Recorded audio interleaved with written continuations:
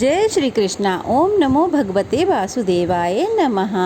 जब चंद्रमा पूर्ण आकार में चमकता है और गुरु के चरणों में समर्पण का दीप जलता है, तब आषाढ़ पूर्णिमा का पावन क्षण हमें सत्य की ओर लौटने का निमंत्रण देता है।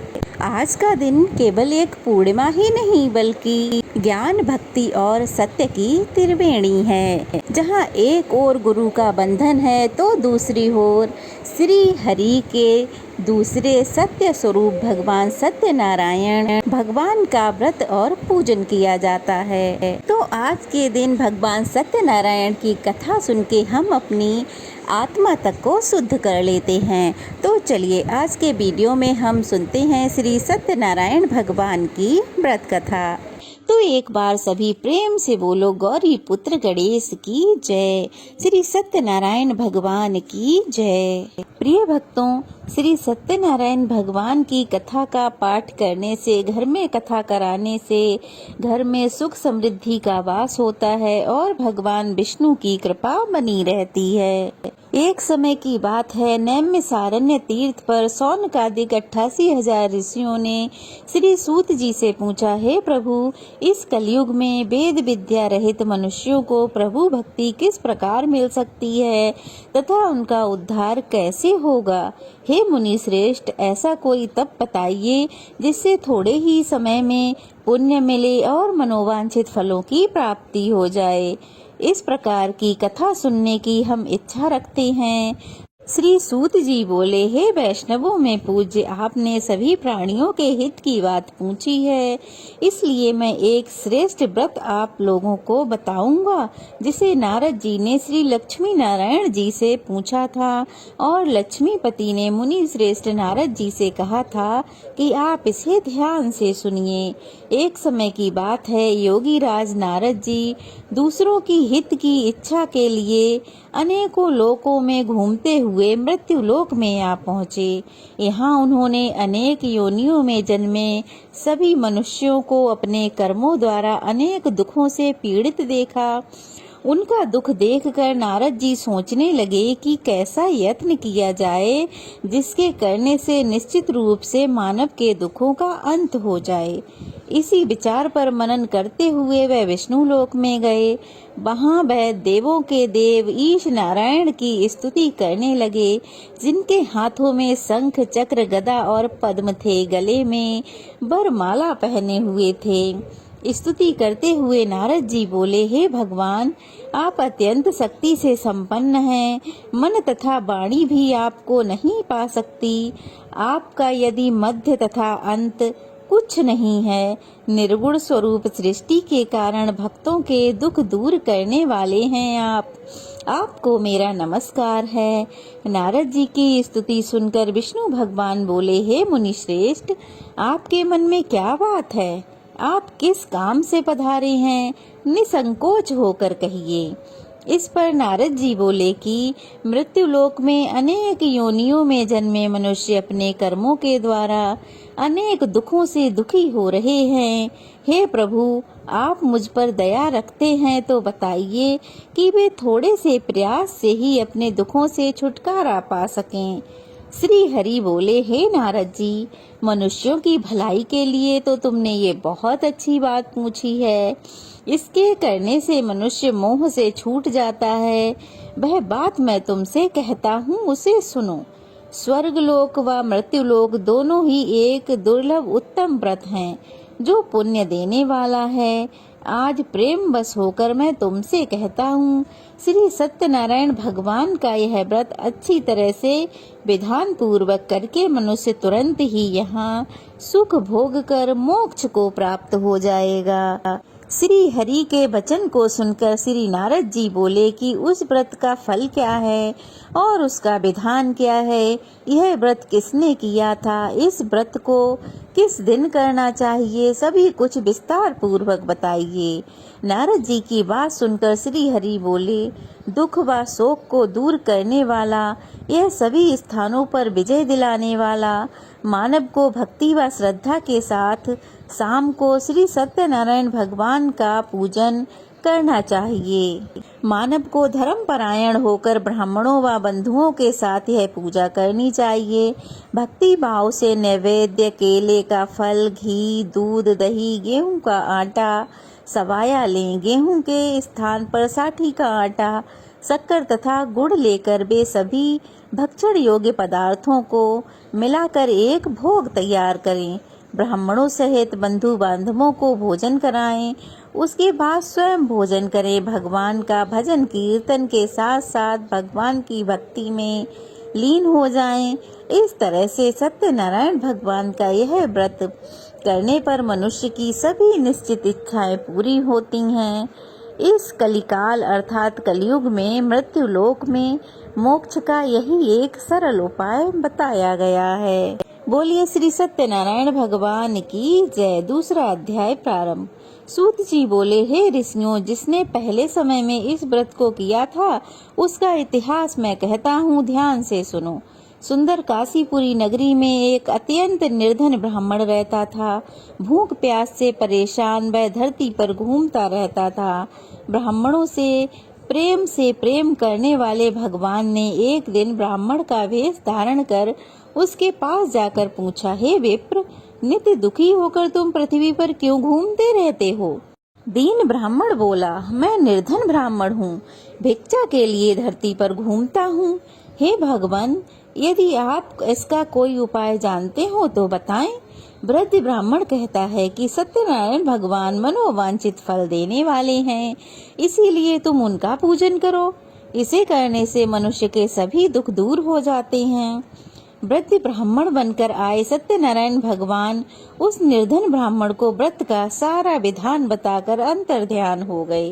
ब्राह्मण मन ही मन सोचने लगा कि जिस व्रत को वृद्ध ब्राह्मण करने को कह गया है मैं उसे जरूर करूंगा। इस निश्चय कर उसे रात में नींद नहीं आई। वह सवेरे उठकर सत्यनारायण भगवान के व्रत का निश्चय कर भिक्षा के लिए चला गया। उस दिन ब्राह्मण को भिक्षा में बहुत सारा धन मिला, जिससे उसने बंधु बांधवों के साथ मिलकर श्री सत्यनारायण भगवान का व्रत संपन्न किया। भगवान सत्यनारायण का व्रत संपन्न करने के बाद वह निर्धन ब्राह्मण सभी दुखों से छूट गया और अनेक प्रकार की संपत्तियों से युक्त होकर हर माह भगवान सत्यनारायण का व्रत और पूजन कराने लगा। इस तरह से सत्यनारायण भगवान के व्रत को जो मनुष्य करेगा वह सभी प्रकार के पापों से छूटकर मोक्ष को प्राप्त होगा। जो मनुष्य इस व्रत को करेगा वह भी सभी दुखों से मुक्त हो जाएगा। श्री सूत जी महाराज बोले, इस तरह से नारद जी से कहा हुआ नारायण जी का श्री सत्यनारायण भगवान का व्रत मैंने तुम लोगों से कहा। हे विप्रवरों, मैं अब और क्या कहूँ? ऋषि बोले, हे मुनिवर, संसार में उस विप्र से सुनकर और किस किस ने इस व्रत को किया, हम सब इस बात को भी सुनना चाहते हैं। इसके लिए हमारे मन में बड़ी श्रद्धा भाव है। सूत जी महाराज बोले, हे मुनियों, जिसने इस व्रत को किया है वह सब सुनो। एक समय वही विप्र धन व ऐश्वर्य के अनुसार अपने बंधु बांधवों के सहित इस व्रत को करने को तैयार हुआ। उसी समय एक लकड़ी बेचने वाला बुढ़ा आदमी आया और लकड़ियां बाहर रखकर अंदर ब्राह्मण के घर में गया। प्यास से दुखी लकड़ारा उनको व्रत करते देख विप्र को नमस्कार कर कहने लगा कि आप यह क्या कर रहे हैं? तो उन्होंने बताया कि मैं व्रत कर रहा हूँ तथा इसे करने से क्या फल मिलेगा, कृपया ये भी बताइए। ब्राह्मण ने कहा कि सब मनोकामनाओं को पूर्ण करने वाला यह श्री सत्यनारायण भगवान का व्रत है। इसकी कृपा से ही मेरे घर में धन धान्य आदि की वृद्धि हुई है। विप्र के ऐसे सत्यनारायण व्रत के बारे में जानकर लकड़ारा बड़ा प्रसन्न हुआ। चरणामृत लेकर प्रसाद खाने के बाद वह अपने घर को आ गया। लकड़ारे ने अपने मन में संकल्प किया कि आज लकड़ी बेचने से जो भी धन मिलेगा उससे श्री सत्यनारायण भगवान का उत्तम व्रत करूंगा। मन में इस विचार को ले बुढ़ा सिर पर अपनी लकड़ियों का गट्ठर रखकर नगर में बेचने को चला गया, जहां धनी लोग रहते थे। उस नगर में उसे अपनी लकड़ियों का दाम पहले से 4 गुना अधिक मिला। बूढ़ा बड़ा प्रसन्न हुआ और प्रसन्न होकर दाम लेकर केले, शक्कर, घी, गुड़, दही, दूध, गेहूं का आटा ले आया और सत्यनारायण भगवान के व्रत की अन्य सामग्री लेकर घर आ गया। अब वहां उसने अपने बंधु बांधवों को बुलाकर विधि विधान से श्री सत्यनारायण भगवान का पूजन और व्रत किया। इस व्रत के प्रभाव से वह बुढ़ा लकड़हारा धन, पुत्र आदि से युक्त होकर संसार के समस्त सुखों को भोग कर अंत में वैकुंठ धाम को चला गया। सत्यनारायण भगवान की जय। तीसरा अध्याय प्रारंभ। सूत जी बोले, हे मुनि श्रेष्ठों, अब आगे की कथा कहता हूँ। पहले के समय में उल्का मुख नाम का एक बुद्धिमान राजा था। वह सत्य वक्ता और जितेंद्रिय था। प्रतिदिन देव स्थानों पर जाता और निर्धनों को धन देकर उनके कष्ट को दूर करता था। उसकी पत्नी कमल के समान मुख वाली तथा सती साध्वी थी। भद्रशिला नदी के तट पर उन दोनों ने सत्यनारायण भगवान का व्रत किया। उसी समय साधु नाम का एक वैश्य आया। उसके पास व्यापार करने के लिए बहुत सा धन था। राजा को व्रत करता देखकर वह विनय के साथ पूछने लगा, हे राजन, भक्ति भाव से पूर्ण होकर आप यह क्या कर रहे हैं? मैं सुनने की इच्छा रखता हूँ, कृपया आप मुझे बताएं। राजा बोला, हे साधु, अपने बंधु बांधवों के साथ पुत्रादि की प्राप्ति के लिए एक महाशक्तिमान श्री सत्यनारायण भगवान का व्रत व पूजन कर रहा हूँ। राजा के वचन सुनकर साधु आदर से बोला, हे राजन, मुझे इस व्रत का सारा विधान कहिए। आपके कथन अनुसार मैं भी इस व्रत को करूँगा। मेरी भी संतान नहीं है और इस व्रत को करने से निश्चित रूप से मुझे संतान की प्राप्ति होगी। राजा से व्रत का सारा विधान सुन व्यापार से निवृत्त होकर वह अपने घर को चला गया। साधु वैश्य ने अपनी पत्नी को संतान देने वाले इस व्रत का वर्णन कह सुनाया और कहा कि जब मेरी संतान होगी तब मैं भी इस व्रत को करूँगा।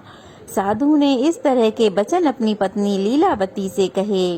एक दिन लीलावती पति के साथ आनंदित हो सांसारिक धर्मों में प्रवृत्त होकर सत्यनारायण भगवान की कृपा से गर्भवती हो गई और 10वें महीने में उसके गर्भ से एक सुंदर कन्या ने जन्म लिया।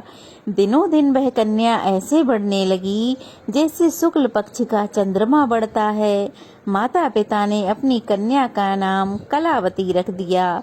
एक दिन लीलावती ने मीठे शब्दों में अपने पति को याद दिलाया कि आपने सत्यनारायण भगवान के जिस व्रत को करने का संकल्प लिया था उसे करने का समय आ गया है। आप इस व्रत को करिए। साधु बोला, हे प्रिय, इस व्रत को मैं अपनी कन्या के विवाह के समय करूँगा। इस प्रकार अपनी पत्नी को आश्वासन देकर वह नगर को चला गया। कलावती पिता के घर में रहकर वृद्धि को प्राप्त होने लगी। एक बार साधु ने नगर में अपनी कन्या को सखियों के साथ खेलते हुए देखा तो तुरंत ही उसने दूत को बुलाया और कहा कि मेरी कन्या के योग्य वर देख कर आओ। साधु की बात सुनकर कंचन नगर में दूत जा पहुंचा और वहां देखभाल कर लड़की के सुयोग्य बणिक पुत्र को ले आया। सुयोग्य लड़कों को देखकर साधु ने बंधु बांधवों को बुलाकर अपनी पुत्री का विवाह कर दिया। लेकिन दुर्भाग्य की बात ये कि साधु ने अभी भी श्री सत्यनारायण भगवान का व्रत नहीं किया। इस पर श्री सत्यनारायण भगवान क्रोधित हो गए और श्राप दिया कि साधु को अत्यधिक दुख मिले। अपने कार्य में कुशल साधु बनिया जमाई को लेकर समुद्र के पास स्थित होकर रत्न सागर नगर में गया। वहां जाकर ससुर दामाद दोनों मिलकर चंद्रकेतु राजा के नगर में व्यापार करने लगे। एक दिन भगवान सत्यनारायण की माया से एक चोर राजा का धन चुराकर भाग रहा था। उसने राजा के सिपाहियों को पीछा करते देखा तो उसने वह सारा धन वहीं रख दिया जहां वे दोनों ससुर और जमाई ठहरे हुए थे। राजा के सिपाहियों ने साधु वैश्य के पास राजा का पड़ा हुआ धन देखा तो दोनों ससुर जमाई को बांधकर प्रसन्नता के साथ राजा के पास ले आए और कहा कि हे राजा, हम उन दोनों चोरों को पकड़ लाए हैं। आगे की कार्रवाई क्या की जाएगी, आज्ञा दीजिए। राजा की आज्ञा से उन दोनों को कठिन कारावास में डाल दिया गया और उनका सारा धन छीन लिया गया। श्री सत्यनारायण भगवान के श्राप से साधु की पत्नी भी बहुत दुखी हुई। घर में जो धन रखा था उसे चोर चुरा कर ले गए। शारीरिक तथा मानसिक पीड़ा और भूख प्यास से अति दुखी हो अन्न की चिंता में कलावती एक ब्राह्मण के घर गई। वहां उसने देखा सत्यनारायण भगवान का व्रत हो रहा है। फिर उसने कथा सुनी। कथा सुनकर प्रसाद ग्रहण किया। प्रसाद ग्रहण कर वह रात को घर वापस आई। माता ने कलावती से पूछा कि हे पुत्री, अब तक तुम कहाँ थीं और तेरे मन में क्या है? कलावती ने अपनी माता से कहा, हे माता, मैंने एक ब्राह्मण के घर में श्री सत्यनारायण भगवान का व्रत होता देखा, तो मैं भी वहीं पूजा में बैठ गई और प्रसाद ग्रहण करके आपके लिए प्रसाद लेकर आई हूँ। पुत्री के ऐसे वचन सुनकर लीलावती को अपने पति द्वारा लिया गया संकल्प याद आ गया। अब लीलावती सत्यनारायण भगवान की पूजा करने की तैयारी में लग गई। लीलावती ने परिवार व बंधुओं सहित सत्यनारायण भगवान का पूजन किया और उनसे वर मांगा कि मेरे पति तथा जमाई शीघ्र ही घर आ जाएं। साथ ही यह प्रार्थना की कि हम सबसे जो अपराध हुआ है उसे आप क्षमा करें।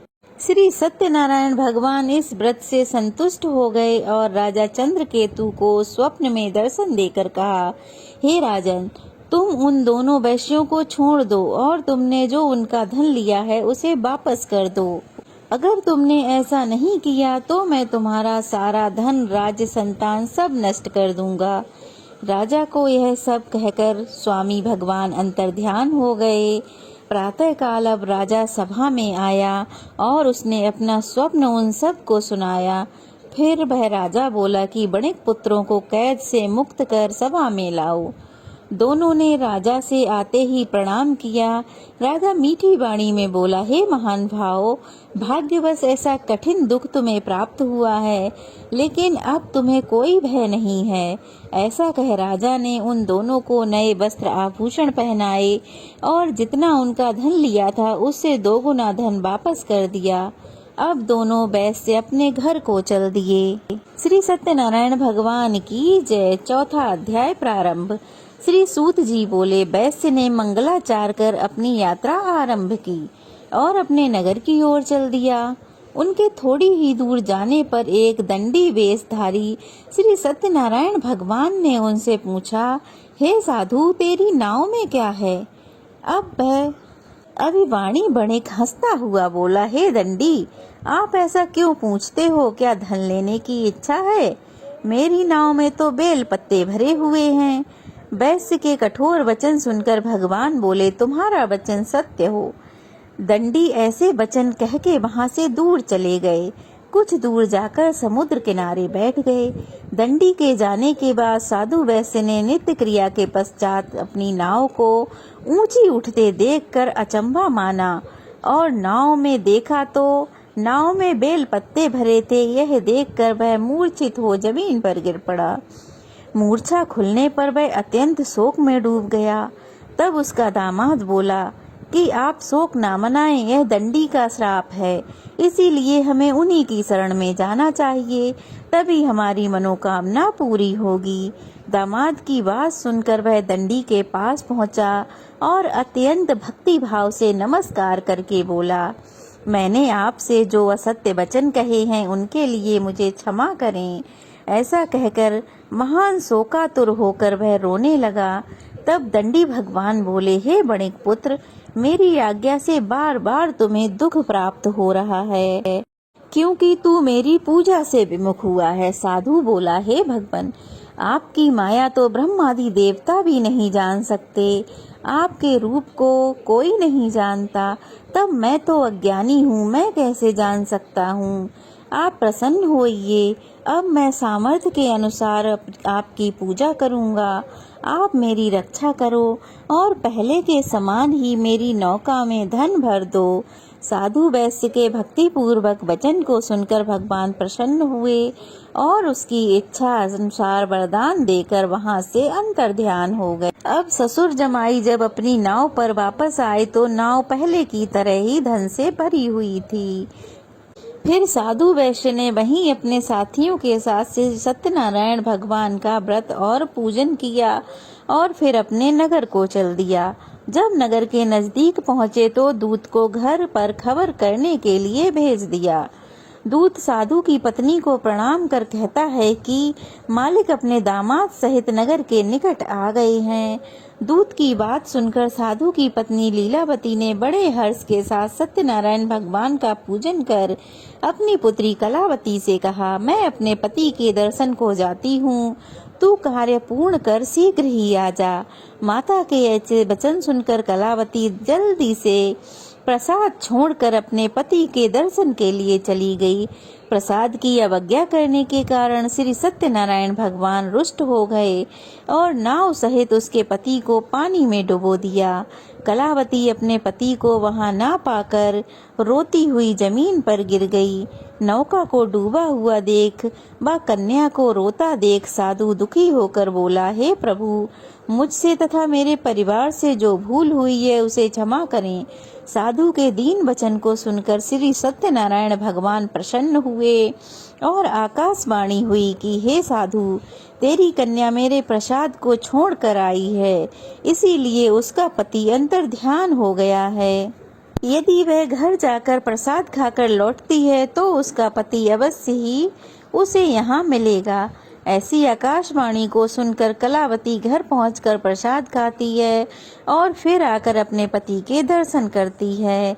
उसके बाद साधु अपने बंधु बांधवों से श्री सत्यनारायण भगवान का व्रत विधि विधान से करने लगा और इस लोक को सुख भोग कर अंत में स्वर्ग लोक को गया। श्री सत्यनारायण भगवान की जय। 5वां अध्याय प्रारंभ। श्री सूत जी बोले, हे ऋषियों, मैं और भी एक कथा सुनाता हूँ, उसे भी ध्यान पूर्वक सुनो।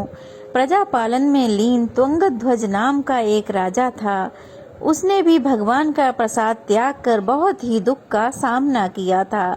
एक बार वन में जाकर वह वन्य पशुओं को मारकर वहां बड़ के पेड़ के नीचे आकर बैठ गया। वहां उसने ग्वालों को भक्ति भाव से अपने बंधु बांधवों सहित श्री सत्यनारायण भगवान का पूजन करते देखा। अभिमानवश राजा ने उन्हें देखकर ना तो भगवान को प्रणाम किया, ना ही पूजा स्थान पर गया और ना ही उसने भगवान को नमस्कार किया। ग्वालों ने राजा को प्रसाद दिया, लेकिन उसने वह प्रसाद नहीं खाया और प्रसाद को वहीं छोड़कर अपने नगर को चला गया। जब वह नगर पहुंचा तो वहां क्या देखता है कि सब कुछ तहस नहस पाया है। वह शीघ्र ही समझ गया कि यह सब भगवान ने ही किया है। उनके प्रसाद की मैंने अवज्ञा की थी, इसलिए ऐसा हुआ है।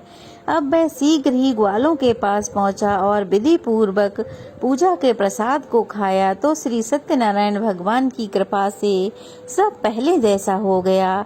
दीर्घ काल तक सुख भोगने के बाद मरणोपरांत वह राजा स्वर्ग लोक को प्राप्त हुआ। जो मनुष्य परम दुर्लभ इस व्रत को करेगा तो भगवान सत्यनारायण की अनुकंपा से उसे धन धान्य की प्राप्ति होगी, निर्धन धनी हो जाएगा और भय मुक्त हो जीवन जिएगा। संतानहीन मनुष्य को संतान का सुख मिलेगा और सारे मनोरथ पूर्ण होने पर मानव अंत काल में वैकुंठ धाम को जाएगा। श्री सूत जी महाराज बोले, जिन्होंने पहले इस व्रत को किया है, अब उनके दूसरे जन्म की कथा कहता हूँ, ध्यान पूर्वक सुनो। सतानंद नाम के जो ब्राह्मण थे वो सत्यनारायण भगवान का पूजन करने से अगले जन्म में सुदामा जी बने और उस जन्म में भी उन्होंने भगवान श्री कृष्ण का ध्यान करके मोक्ष प्राप्त किया। जो लकड़ारा भील था वह गुहू का राजा हुआ और अगले जन्म में उसने भगवान श्री राम की सेवा करके मोक्ष प्राप्त की। महाराज उल्का मुख दूसरे जन्म में राजा दशरथ हुए और उन्होंने श्री रंगनाथ जी की पूजा करके अंत में बैकुंठ धाम प्राप्त किया। और जो साधु वैश्य था वो सत्यनारायण भगवान की कृपा से अपने दूसरे जन्म में मोरध्वज नाम का राजा हुआ। अपने पुत्र को आरे से चीर कर उसने भगवान को समर्पित कर दिया और अपना उस जन्म को भी सफल बनाया और मोक्ष प्राप्त किया। महाराज तुंगध्वज स्वयंभू मनु हुए और भगवत संबंधी सभी कार्यों का अनुष्ठान करके मोक्ष को प्राप्त हुए। और जो गोपगण थे वे सभी ब्रज मंडल में निवास करने वाले गोपगण हुए और समस्त राक्षसों का नाश करके उन्होंने भी भगवान का धाम गौलोक प्राप्त किया। जय श्री कृष्णा। आज की कथा यहीं समाप्त। कथा कैसी लगी कमेंट बॉक्स में बताइएगा। अच्छी लगी हो तो वीडियो को लाइक करके शेयर करें और अगर नए हैं तो प्लीज़ चैनल को सब्सक्राइब करें। राधे राधे।